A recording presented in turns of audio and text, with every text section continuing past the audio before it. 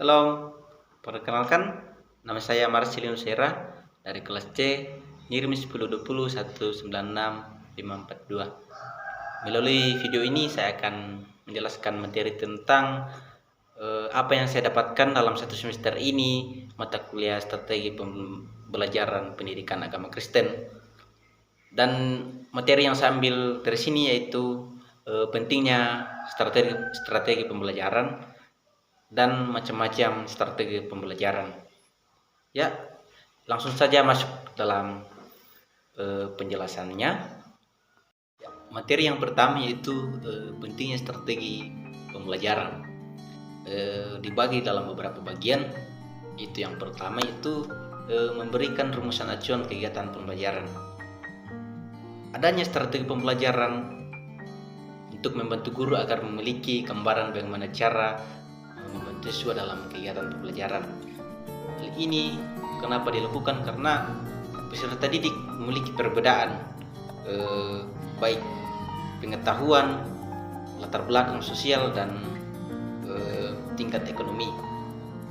Jadi kegunaan strategi pembelajaran untuk memperoleh pengalaman belajar yang inovatif mengenai pengetahuan dan kemampuan berpikir emosional dalam menyiapkan siswa membantu kehidupan yang akan datang. Ya, lanjut ke bagian yang kedua, itu untuk mencapai tujuan pembelajaran.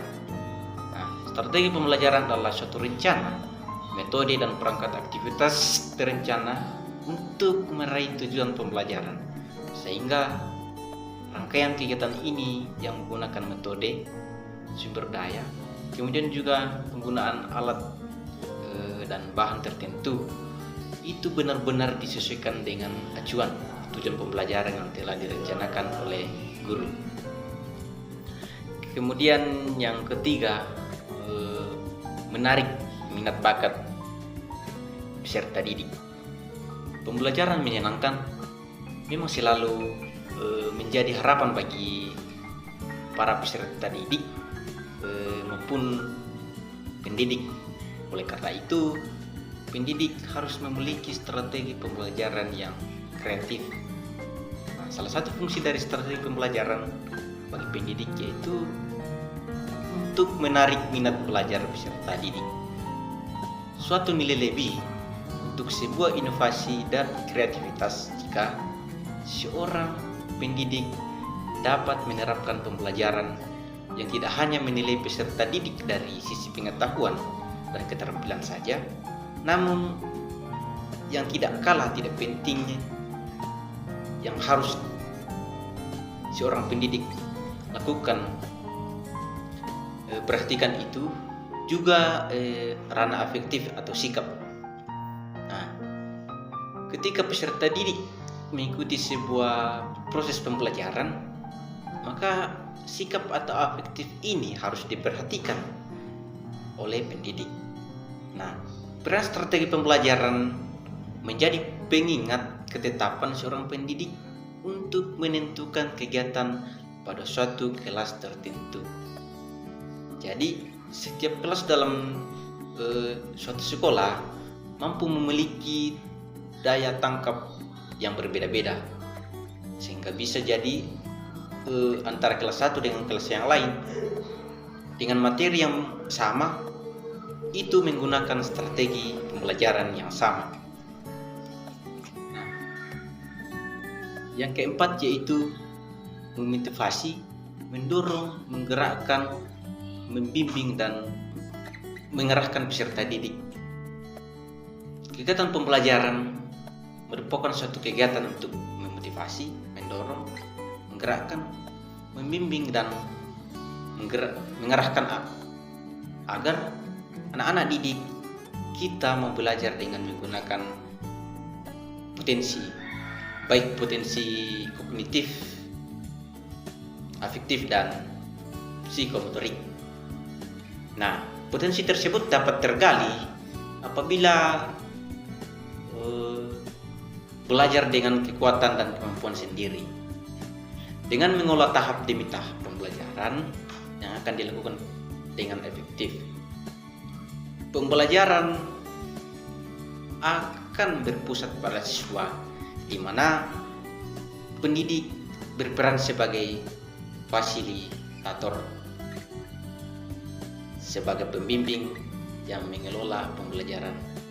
Fasilitas-fasilitas ini biasa dalam bentuk rancangan RPP atau silabus LKPD yang biasa disusun oleh guru, sehingga pembelajaran akan lebih menarik dan menumbuhkan minat siswa untuk belajar aktif, saling bertukar pendapat, bertukar pengalaman, dan hasil akhirnya adalah pendidik bisa mengarahkan kepada situasi peserta didik yang membangun konsep pembelajaran secara langsung. Jadi di sini guru benar-benar memiliki peran sebagai fasilitator atau pembimbing. Ya, kemudian materi yang kedua yaitu macam-macam strategi pembelajaran. Ya, yang pertama yaitu strategi pembelajaran ekspositoris. Nah, strategi pembelajaran ekspositoris ini lebih menekankan penjelasan secara verbal, baik secara lisan maupun tulisan, sehingga siswa atau peserta didik dapat dengan mudah menguasai materi secara optimal dengan bantuan sumber-sumber pengajaran, yaitu berupa buku teks, pengalaman sendiri, dan perpustakaan. Kemudian strategi pembelajaran inquiry. Strategi pembelajaran inquiry ini merupakan strategi pembelajaran neuristik yang lebih menekankan kepada keaktifan siswa. Kemudian siswa tersebut diarahkan untuk mencari jawaban dari apa yang dipertanyakannya, sehingga siswa itu dapat berpikir kritis, logis, dan sistematis. Ya. Kemudian strategi pembelajaran yang ketiga yaitu strategi pembelajaran berbasis masalah. Nah, strategi pembelajaran masalah itu merupakan aktivitas pembelajaran yang difokuskan kepada proses penyelesaian masalah.